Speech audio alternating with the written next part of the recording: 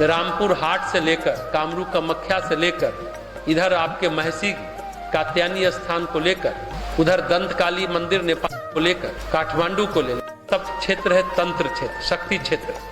यहाँ लोग आज भी पहाड़ से, हिमालय से, तिब्बत से उतर के लामा लोग अभी भी, चूंकि भगवान बुद्ध के द्वारा स्थापित बुद्ध शिल्प कला है ना, वैसे तो वशिष्ठ आराधिता उग्रतारा मंदिर महसी में है, लेकिन उसका जो देखेंगे वो बौद्ध शिल्प कला का नमूना है वो।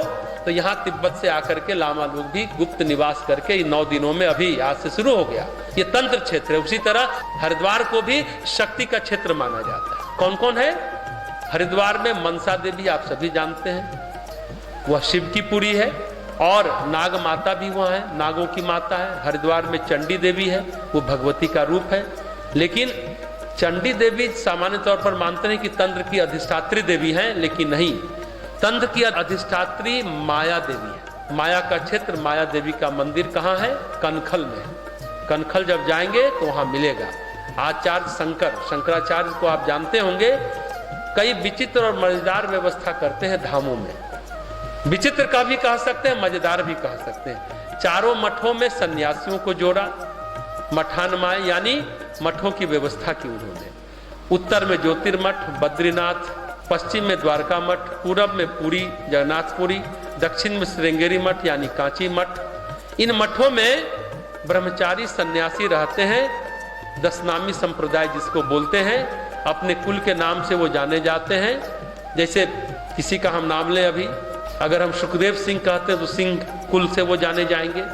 उसी तरह ये 10 नाम में आश्रम नाम है, गिरी, पुरी, अरण्य, सरस्वती, चैतन, ये 10 नामी संप्रदाय के आचार्य कहलाते हैं। शंकराचार्य ने अखाड़ों की व्यवस्था की, 10 नामी संप्रदायों से जुड़े हुए अखाड़े, जैसे जूना अखाड़ा भी बोलते हैं ना, जूना अखाड़ा, अग्नि अखाड़ा, निर्गुणी अखाड़ा, उदासीन अखाड़ा, ये साधुओं की व्यवस्था है। इसको समझने की कोशिश करेंगे। कभी कभी आप लोग भी नाम सुनते रहते हैं। इनके सिरमौर मतलब सबसे ऊपर शिखर पर कौन होते हैं? शंकराचार्य होते हैं।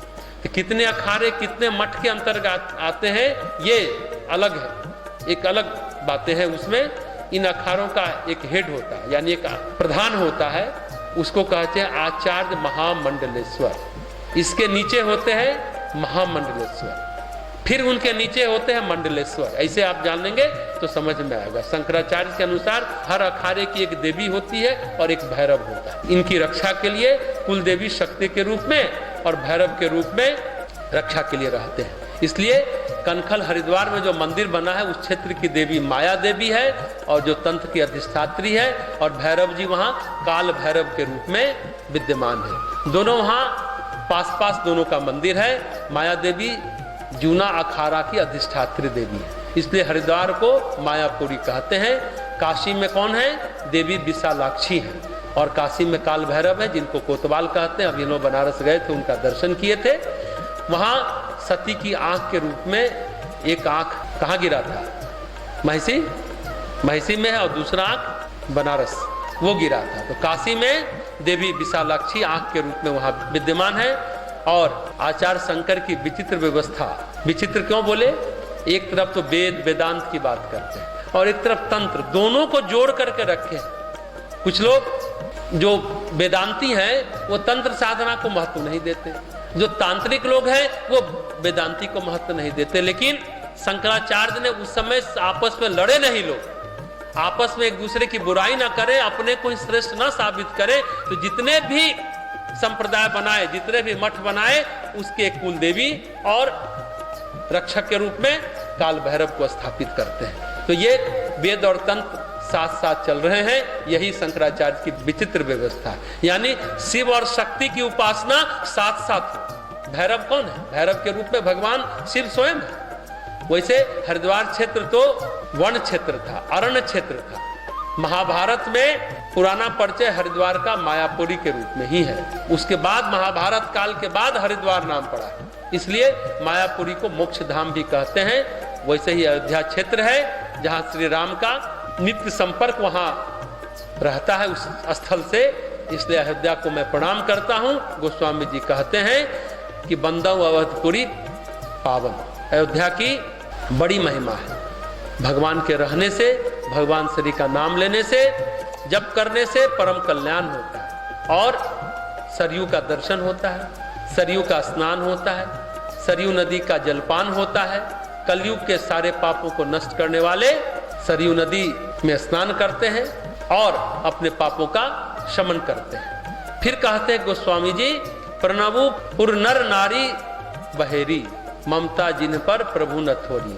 मैं वहां के रहने वाले पुण्यशाली भाग्यशाली स्त्री पुरुष सभी की वंदना करते हैं जो अयोध्यापुरी में रहते हैं, जिनका सहज ही भगवान से प्रेम है। कई बार जीव जंतु में भी पुण्य आत्मा रहती है। हनुमानगढ़ी नाम आप सुनते होंगे, अयोध्या में हनुमानगढ़ी बड़ा प्रसिद्ध है, बहुत अच्छी जगह है। जब कभी जो लोग जाते हैं अयोध्या, हनुमानगढ़ी जरूर जाते हैं। वहां एक महात्मा रहते थे, वे दिन में नहीं निकलते थे, दिन में कमरे में बंद रहते, रात के 12 साढ़े 12 बजे निकलते थे, सरयू में स्नान करते थे। महात्मा जी बड़े तपस्वी थे, किसी से मिलते जुलते नहीं थे, लेकिन उनके पास एक कुत्ता रहता था। जब वो निकलते थे तो उनके पीछे पीछे चलता था, जब वो नहाते थे तो कुत्ता भी सरयू में स्नान करता था। जानते हैं, वो कुत्ता एकादशी व्रत करता था। उसको बताया कौन कि आज एकादशी है या कल एकादशी है। एकादशी के दिन वो कुछ भी खिलाए वो नहीं खाता था। बहुत कोशिश करते थे लोग, कुछ नहीं खाता था, व्रत करता था। आश्चर्य की बात है, उसे जैसा हमने कहा कैसे एकादशी पता है, दूध वगैरह भी नहीं पीता था। आश्चर्य की बात है, उसने एकादशी के दिन ही अपना शरीर त्यागा। तो कुछ जीवात्मा किस किस योनि में रहती हैं पता नहीं चलता। कहने का अर्थ है कि ऐसी मोक्षदायिनी स्थानों में ऐसी असंख्य जीवात्माएं अपना कर्म काटकर उस भोग योनि से मुक्ति की लालसा के साथ रहती है। बस इस बात को समझने की बात है कि स्थान नदी कितना पवित्र होता है। मोक्षदायिनी जगहों में, मनुष्य योनि में या अन्य योनियों में रहने वाले व्यक्ति अपना कर्म काटते हैं और मोक्ष के लिए यत्न करते रहते हैं। ऐसे स्थान कितने भी निर्बल हो जाए। ठीक है, अयोध्या का तेज अब नहीं दिखता, कनखल का तेज नहीं दिखता, लेकिन उसमें अभी भी दिव्य अणु परमाणु में वो ताकत होता है जिससे वातावरण बहुत ही पवित्र होता है। कह सकते हैं बहुत चार्ज होता है, बहुत वहां ताकत होती है।